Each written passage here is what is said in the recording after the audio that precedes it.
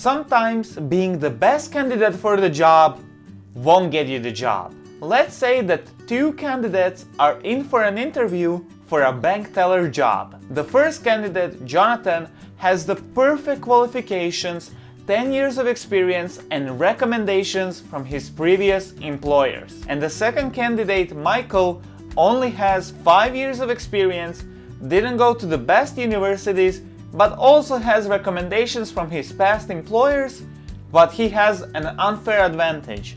His best friend is the branch manager of the bank. And because of that unfair advantage, in most cases, Michael is much more likely to get the job than Jonathan, simply because he knew someone, not because he had the best qualifications. And knowing people isn't the only unfair advantage you can have.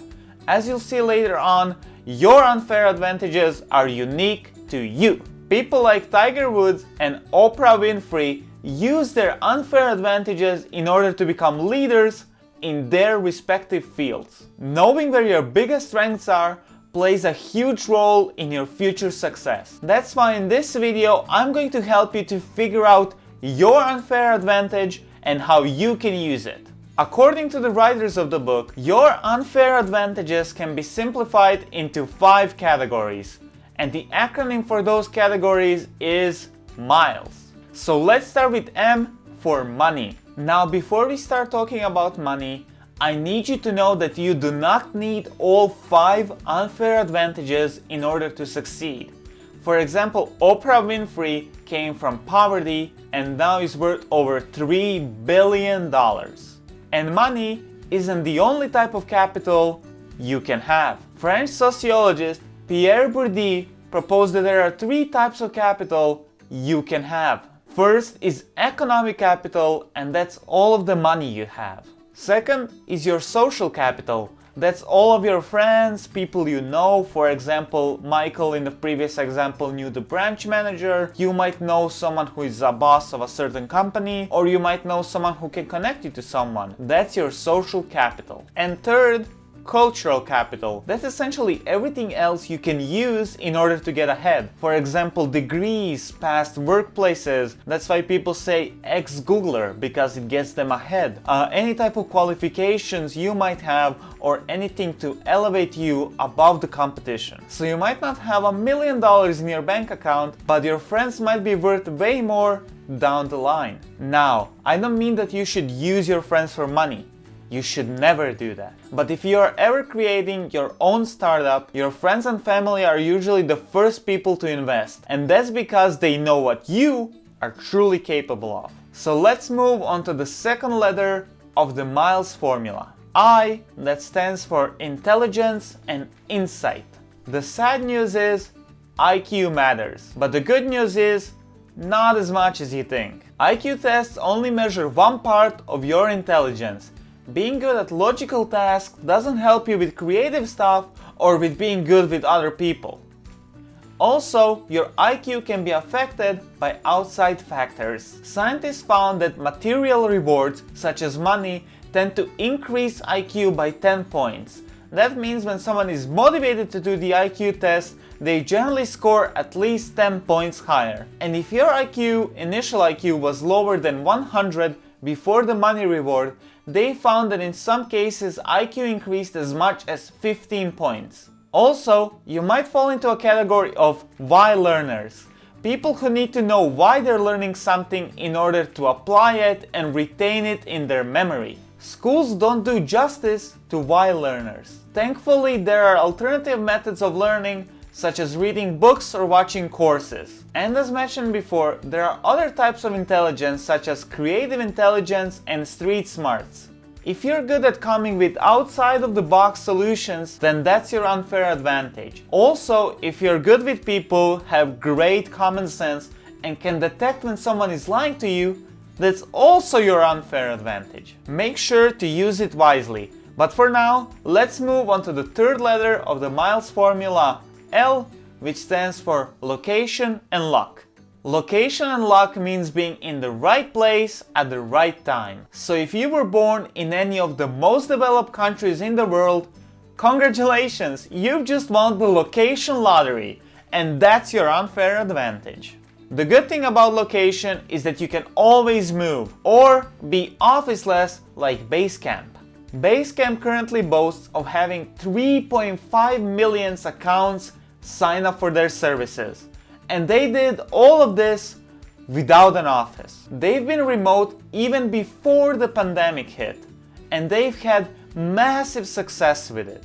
Their founders even wrote a best-selling book on working from home called Remote. Now, the second part of the equation is luck. And believe it or not, but you probably should, you can get more lucky. By simply taking more chances and attempting to notice the good in your life, you're increasing your chances of being lucky. If you want to start a business and you end up failing, that doesn't mean you shouldn't try again. The more you try, the more likely you are to succeed. E stands for education and expertise. The sad truth is, people care about your education, and some firms won't even accept your application if you didn't come from one of the top universities. But the good news is that college is not everything. There are a plethora of other ways to show your education. There are various online courses you can take in order to improve your chances of getting hired, or if you're starting a business, to improve your chances of getting funding, baby. If you enjoy learning from books, courses, or YouTube videos just like this one, then that's your unfair advantage. The truth is, for most people, their learning stops after they leave college. Or if they didn't go to college, they stop learning after high school. There are three main benefits of getting a good education. Knowledge, that's the stuff you learned at school. Network, that's the people you met at school. And lastly, signaling, that's the showcase of your skills and expertise, and it comes in a form of a degree. However, education isn't the only unfair advantage on the list. There is also expertise. Expertise often means being very good at something very specific. The goal is to reach the level of expertise through experience and education. If you keep reading new books, watching new courses or YouTube videos and applying that knowledge to the thing you're learning, you're gonna become an expert in it. Expertise often leads to technical insight, which can be an unfair advantage as well. For example, Larry Page and Sergey Brin, the founders of Google, had the unfair advantage of knowing how to make search better. In the early days, search engines used to rank websites based on how many keywords they had in them, which was really easy to manipulate. Larry and Sergey created a system where being cited meant you were important. Basically, the amount of backlinks you had meant your content was better, because why would someone link to a bad website? That's the gist of it. The algorithm was even more complex even at that time. As with any form of learning, you'll have to commit in order to get results that are better than most people can produce, so that people come to you for them.